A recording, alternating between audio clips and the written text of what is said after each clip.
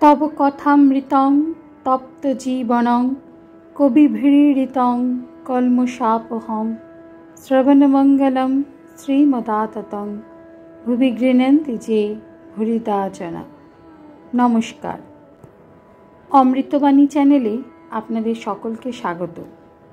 শ্রী শ্রী ঠাকুর, মা ও স্বামীজির রাতুল চরণে শতকোটি প্রণাম জানিয়ে শুরু করছি আমাদের আজকের পাঠ।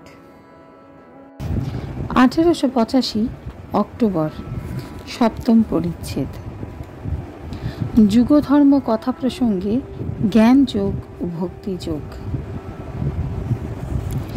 ডাক্তার, জ্ঞানে মানুষ অবাক হয়, চক্ষু বুজে যায় আর চোখে জল আসে, তখন ভক্তি দরকার হয়।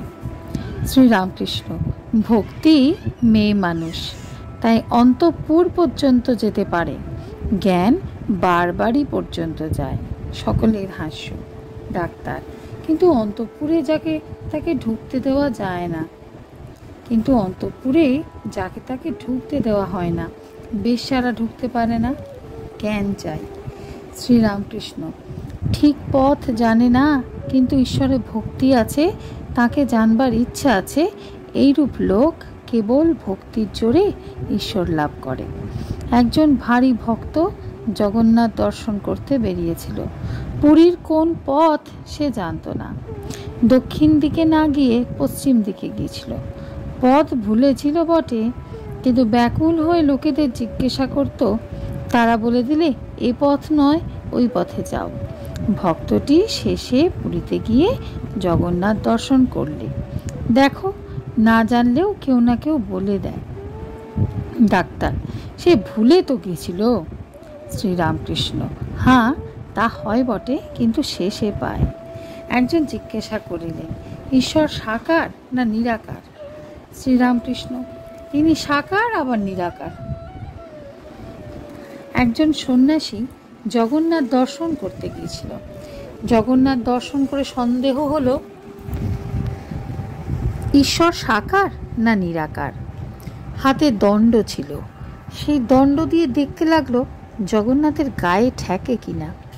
একবার এধার থেকে ওধারে দণ্ডটি নিয়ে যাওয়ার সময় দেখলে যে জগন্নাথের গায়ে ঠেকলো না, দেখে যে সেখানে ঠাকুরের মূর্তি নাই। আবার দণ্ড এধার থেকে ওধারে লয়ে যাওয়ার সময় বিগ্রহের গায়ে ঠেকলো। তখন সন্ন্যাসী বুঝলে যে ঈশ্বর নিরাকার আবার সাকার। কিন্তু এটি ধারণা করা বড় শক্ত। যিনি নিরাকার তিনি আবার সাকার কি রূপে হবেন, এ সন্দেহ মনে উঠে। আবার যদি সাকার হন তো নানা রূপ কেন? ডাক্তার, যিনি আকার করেছেন তিনি সাকার, তিনি আবার মন করেছেন, তাই তিনি নিরাকার। তিনি সবই হতে পারেন। শ্রীরামকৃষ্ণ, ঈশ্বরকে লাভ না করতে পারলে এসব বোঝা যায় না।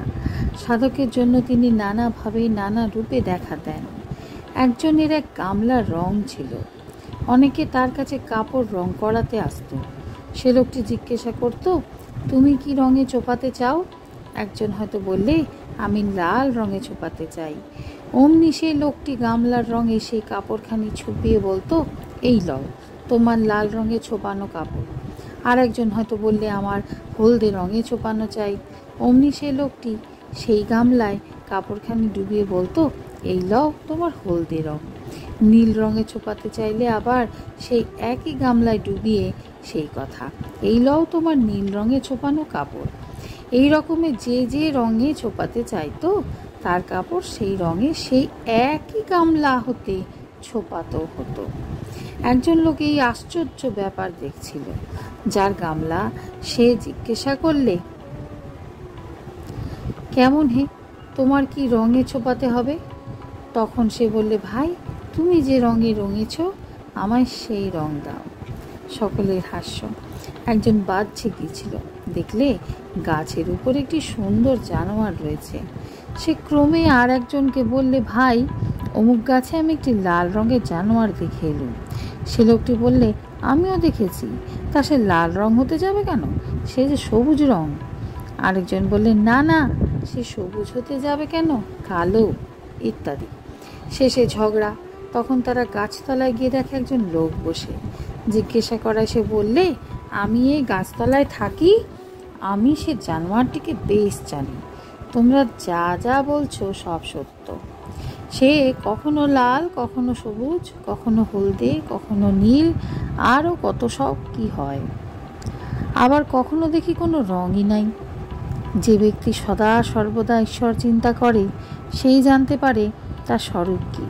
সে ব্যক্তি জানে যে ঈশ্বর নানা রূপে দেখা দেন, নানাভাবে দেখা দেন। তিনি সগুণ আবার নির্গুণ। গাছতলায় যে থাকে সেই জানে যে বহুরূপীর নানা রং, আবার কখনো কখনো সেই রঙই থাকে না। অন্য লোকে কেবল তর্ক ঝগড়া করে কষ্ট পায়। তিনি সাকার, তিনি নিরাকার। কিরম যেন সচ্চিদানন্দ সমুদ্র, কুল কিনারা নাই। ভক্তি হিমে সেই সমুদ্রের স্থানে স্থানে জল বরফ হয়ে যায়, যেন জল বরফ আকারে জমাট বাঁধে। অর্থাৎ ভক্তের কাছে তিনি সাক্ষাৎ হয়ে কখনো কখনো সাকার রূপ হয়ে দেখা দেন। আবার জ্ঞান সূর্য উঠলে সে বরফ গলে যায়। ডাক্তার, সূর্য উঠলে বরফ গলে জল হয়। আবার জানেন, জল আবার নিরাকার বাষ্প হয়। শ্রীরামকৃষ্ণ। অর্থাৎ ব্রহ্ম সত্য, জগৎ মিথ্যা। এই বিচারের পর সমাধি হলে রূপ টুপ উড়ে যায়। তখন আর ঈশ্বরকে ব্যক্তি বলে বোধ হয় না। কি তিনি মুখে বলা যায় না। কে বলবে? যিনি বলবেন তিনিই নাই। তিনি তার আমি আর খুঁজে পান না। তখন ব্রহ্ম নির্গুণ। তখন তিনি কেবল বোধে বোধ হন। মন বুদ্ধি দ্বারা তাকে ধরা যায় না। তাই বলে ভক্তিচন্দ্র, জ্ঞান সূর্য। শুনেছি খুব উত্তরে আর দক্ষিণে সমুদ্র আছে। এত ঠান্ডা যে জল জমে মাঝে মাঝে বরফের চাই হয়, জাহাজ চলে না, সেখানে গিয়ে আটকে যায়।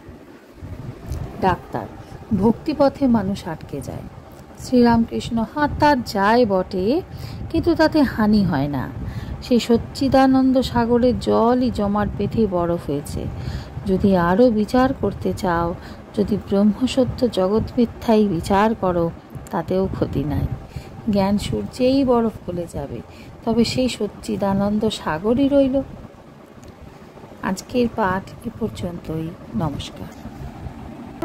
কথামৃতে সুধাধারার সাথে শ্রী শ্রী ঠাকুর, মা ও স্বামীজির অনুত্থানের জন্য চ্যানেলটি সাবস্ক্রাইব করুন।